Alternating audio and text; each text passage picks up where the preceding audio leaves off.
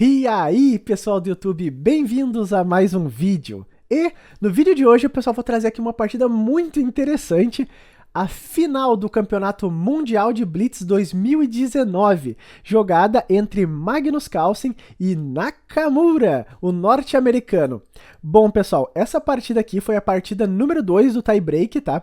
Decisiva, onde o Magnus Carlsen está de brancas, né? E ele jogou um sistema London, aquela abertura tão polêmica que todo mundo comenta, né? Porque os lances são sempre iguais, os primeiros lances das brancas, né? Mas é uma abertura muito interessante.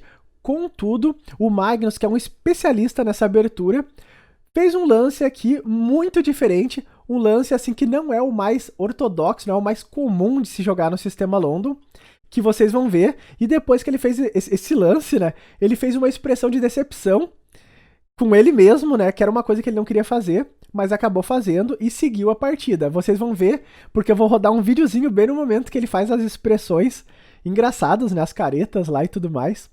Mas foi uma partida muito interessante. Para quem não sabe, o Magnus Carlsen também esse ano foi o campeão mundial de partidas rápidas, tá?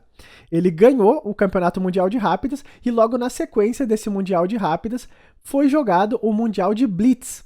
E ele tá aqui na finalíssima contra o Nakamura.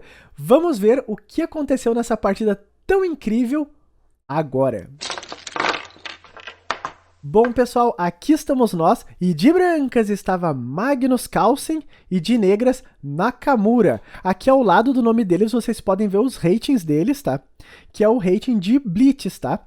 E o Magnus saiu jogando aqui com D4. O Nakamura jogou cavalo F6, então cavalo F3, D5, seguido de bispo F4, que caracteriza aqui o sistema London. Então as brancas passam esse bispo para fora da estrutura de peões, as brancas vão seguir jogando aqui com E3, C3, e esse é todo o tema do sistema London, né? Então o Nakamura aqui jogou C5, criando uma tensão no centro, o Magnus jogou E3, veio então E6, seguido de cavalo de B, D2 e bispo D6.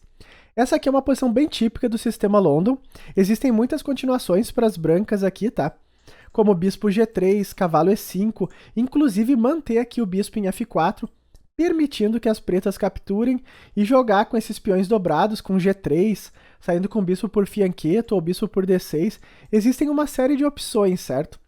E embora o que o Magnus fez aqui, que ele aparentou ficar muito decepcionado, que foi bispo por D6, tá? Uma jogada assim meio diferente. Essa jogada existe no banco de dados, tá? Como a quarta jogada, mais usada, né? Nessa posição. Porém, ela vai contra alguns princípios para quem joga o sistema London, que é manter esse bispo aqui, que é o chamado bispo London, né? Para apoiar aqui a casa de E5 e jogar em cima dessas ideias, que são as ideias mais rotineiras para quem joga o London.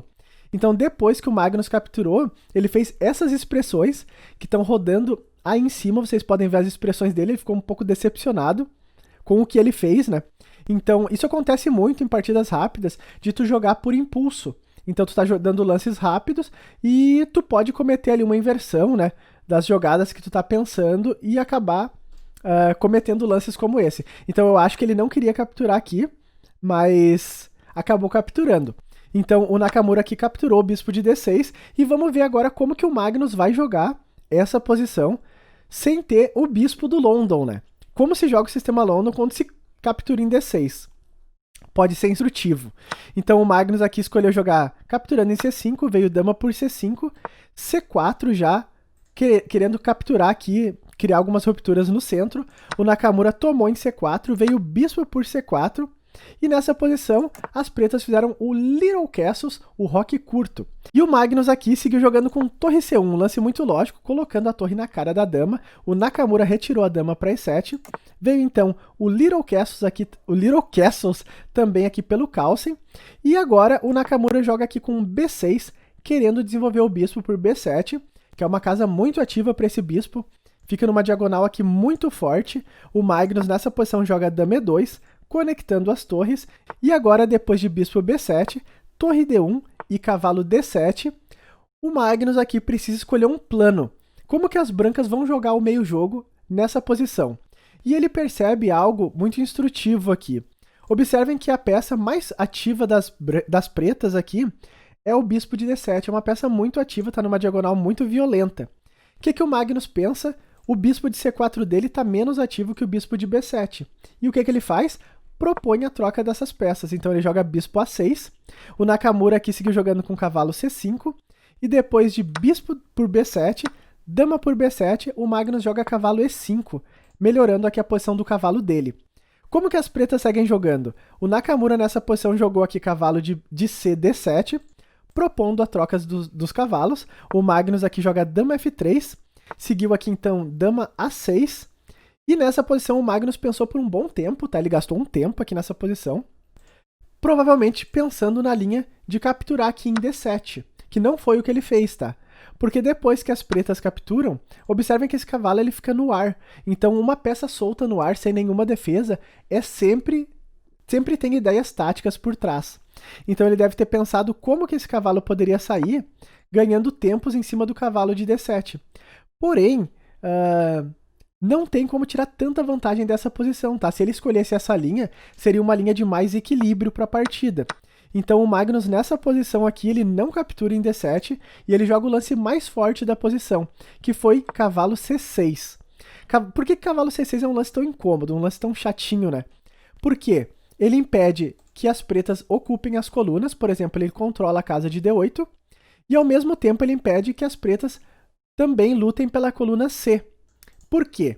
Porque se as pretas jogam torre em C8, tem cavalo E7 aqui, que seria um cheque duplo, já ganhando a qualidade. Então é um lance meio incômodo, né, o cavalo C6. O que o Nakamura fez aqui? Ele jogou rei H8, saindo dos temas do duplo, e agora o Magnus joga cavalo C4, tratando de melhorar o outro cavalo dele.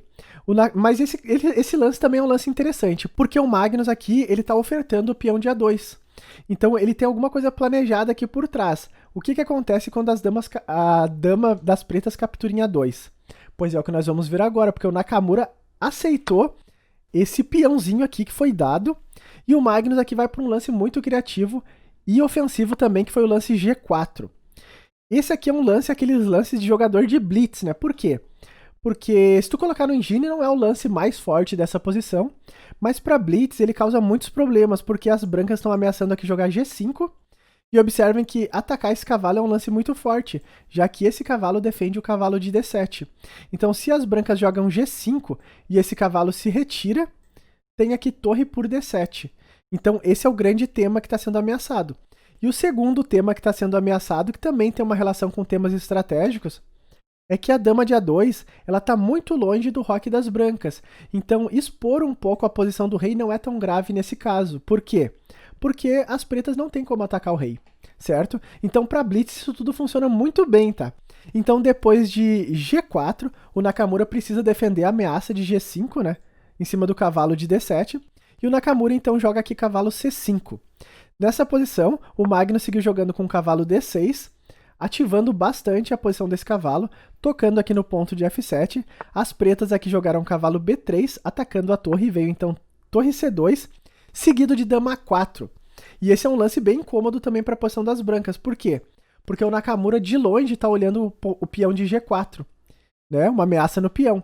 Então o que o Magnus fez? Jogou torre C4, atacando a dama, que foi para A6, e agora sim veio o G5, bombástico e devastador, incomodando aqui o cavalo, que é um dos defensores do roque das pretas. Então o Nakamura jogou aqui cavalo D7, e o Magnus aqui foi pro lance mais fino da posição, tá? Ele jogou torre H4. Mas alguns de vocês podem estar se perguntando, tá, Rafael, mas não é muito forte capturar aqui o peão de F7? Com cheque? Parece um lance forte, mas observem a profundidade do cálculo desses jogadores.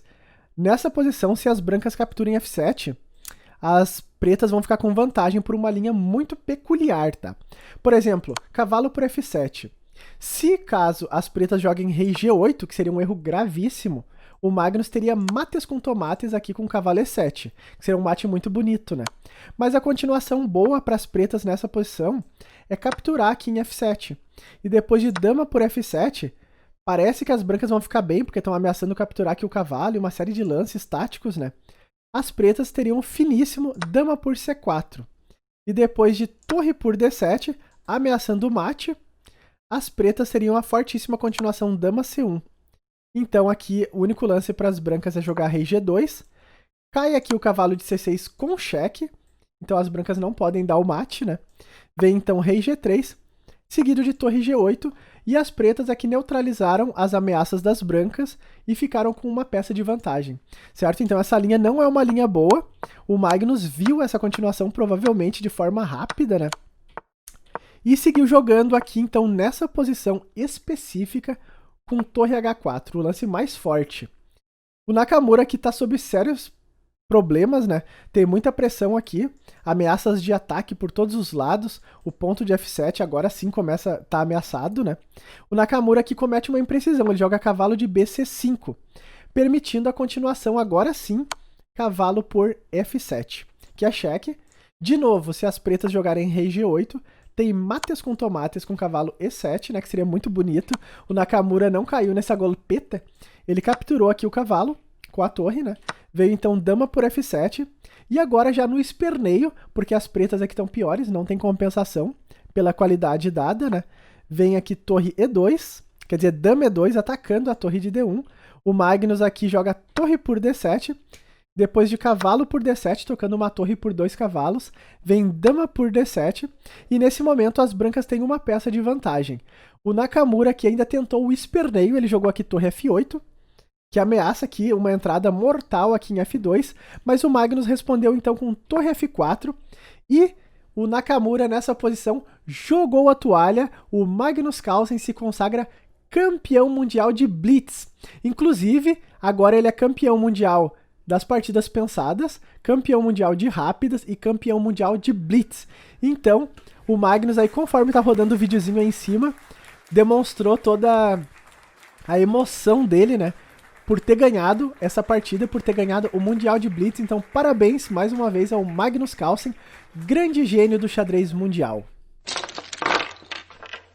Bom, pessoal, se tu gostou desse vídeo, achou essa partida interessante e divertida, já deixa aquele like. Se tu ainda não é inscrito no canal, te inscreve aí embaixo, aciona o sininho das notificações para ficar sempre informado quando saírem vídeos novos aqui no canal.